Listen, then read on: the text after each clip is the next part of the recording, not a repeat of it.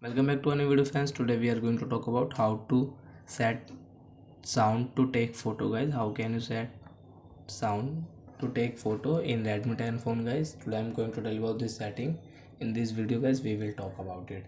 So before starting video, friends, I want to tell you, if you're new in my channel, so please go and subscribe my channel, click the bell icon and like my videos. So now let's start video, friends. First of all, open your camera and let's come on this option and click on setting, guys. Now we will click and customize sound. Click. So guys, there are 4 sound: film, modern, retro, default.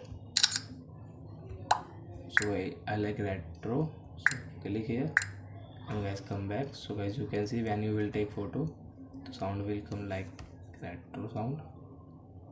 Example 4. 1 second, friends, I will have to on sound here. Yes, let's see, friends. You can see, guys, sound. So I think, friends, you have understood how to set sound to take photo in Redmi 10 phone camera setting. So that's it, guys. Thank you for watching my video, and do you have any doubt, guys, you can ask me in comment section. I will tell you, I will help you. So bye bye, friends. Now we will meet on next video with new topic. Before, guys, please go and like my video, subscribe my channel.